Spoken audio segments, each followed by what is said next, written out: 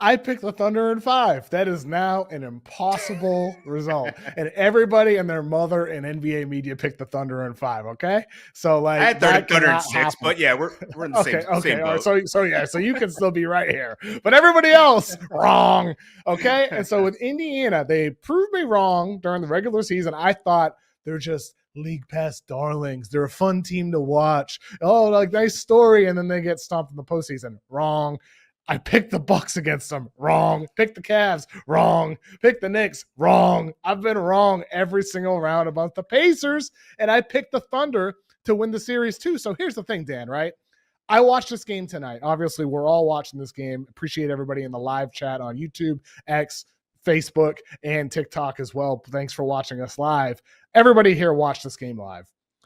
I had flashbacks to the other rounds where it's like you saw the Bucks get worn down in round 1. You saw the Cavs get worn down in round 2. Kenny Atkinson harped on that after the game about the difference in intensity level and focus levels and force he talked about. It happened to the Knicks, a team that is, renowned for its toughness and its grit, but the Pacers were tougher. And now like it feels like it's happening against the Thunder, at least in this particular game at home in Indiana on this particular night of game 3, where it's like that fourth quarter, man, the Thunder looks like slow to me. They weren't boxing out. They weren't playing with intensity.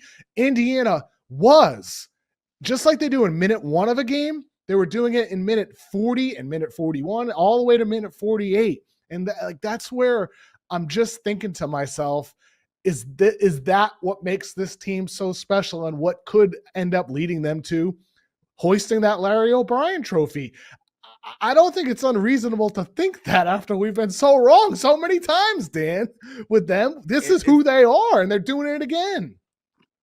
They're a team of resiliency, and yeah, I mean, I didn't think they were going to win this game, but I think that this game was actually won in the second quarter. I mean, the 30-11, I think, was the way that it ended. And that was really where Bennedict, Mathurin, and TJ McConnell, the unsung hero that's going to be of the series, apparently, where the momentum really swung. And I feel like the Thunder were kind of off balance ever since then. Like, they were playing well in the third quarter, but I feel like that was the energy and the spark that, like, Indiana, I think we got him here.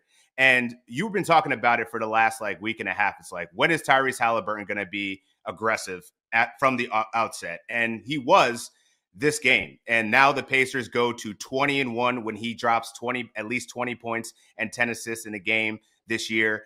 They were just firing on all cylinders. And I think it's the other aspect of it that I think that I kind of downgraded or didn't expect was Myles Turner. He was kind of getting torched to the first half by Chet Holmgren. He was going at him almost what seemed like every play in the paint. He was getting fouls. But in that fourth quarter, Myles Turner turned it up into a whole different level. Like, that's what's going to get this guy paid and back in Indiana this year. And his defense in the fourth quarter was amazing. TJ McConnell's hustle in the third quarter and as well as the second quarter.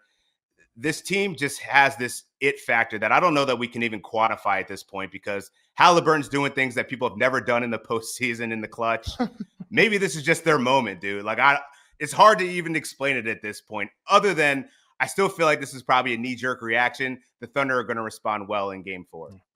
Sure. I mean, you gave out the stat earlier, 5-0 after a loss in the postseason. So yes, you're not going to rule out a 68-win team that's here in the NBA Finals. You're not going to rule out the Thunder.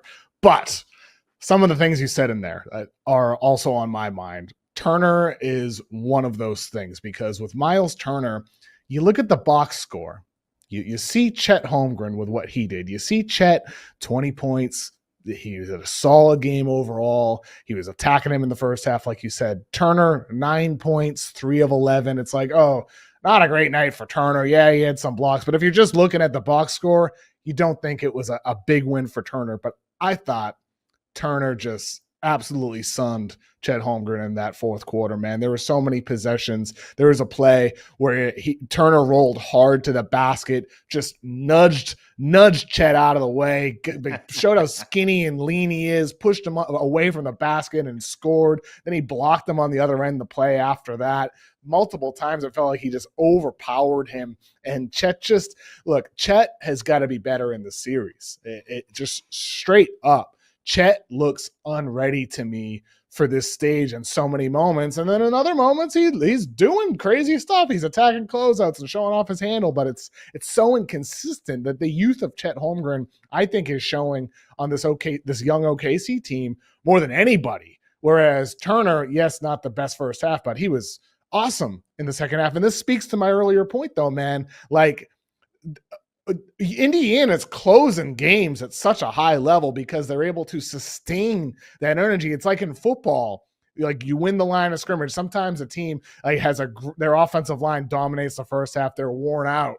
And then the defensive line and the linebackers are winning the line of scrimmage in the second half and the fourth quarter of games. That's what it feels like with Indiana, where it's like they just don't stop the energy. They don't stop. Turner included, TJ McConnell, the interception, the inbound pass that he intercepted from Caruso. Woo! What a moment. I love that you put the NFL reference in there because that was immediately what I thought. I was like, yo, that interception where he just extended out, man, like that was one of those momentum swinging plays where I'm like, those are the intangibles that win you in NBA finals and playoff games. And the Pacers continue to have those moments. And man, I just got to sing the praises about the Pacers, man. And like, so at what point, so this is where I think you're right about maybe the Thunder they don't have the legs or they're getting tired by the fourth quarter. Just looking at the bench disparity here, 49 bench points to 18 for the Thunder. The Thunder have been one of the deepest teams all year long, been relying on their bench. I mean, look at game 2 where Aaron Wiggins goes off. They didn't get much. Isaiah Joe gave him a little something. Isaiah Hartenstein off the bench has not really been productive in his minutes. He keeps on getting run off the court because of foul trouble. Maybe that's where we've all been underrated is like when the Pacers bench is on, what do you do? Because the swings of this game to me were really just about the bench and led by, as we talked about before, Bennedict, Mathurin, and TJ McConnell. But you're still getting solid minutes out of Ben Shepherd, who's playing good defense against SGA and having those moments against Jalen Williams, who before this game has been struggling, shooting 33% from the field before coming to this game. So, you know, I think that they're just pushing the right buttons to give this team enough of an edge to kind of push forward here. So, yeah, I think this series has got to go at least 6 or 7. Which way? I guess we'll see.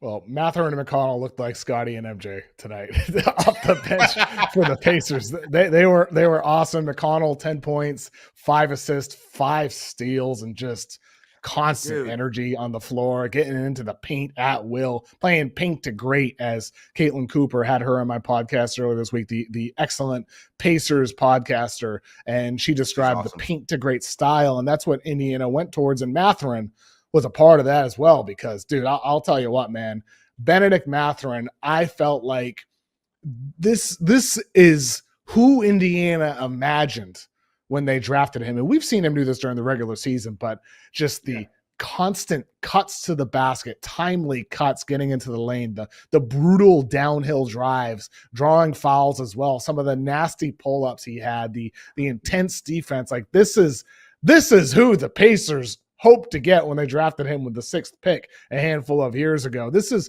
the guy that they decided to keep despite trade rumors over the years. This is the version of Bennedict Mathurin that they were hoping for. And to get 27 points in the first game Indiana in the finals in over 20 years, unbelievable for him to do this as another homegrown player, and is again showing the importance of continuity for this team. It's a theme for the Pacers and for the Thunder, but for Mathurin to have a night like this off the bench for them, I don't know whether to call it the TJ McConnell game or the Bennedict Mathurin game. The truth is, it's really the depth game. Like it's the depth game. It's just the whole of this Pacers team, and Mathurin and McConnell being part of it. Those guys were awesome, Dan.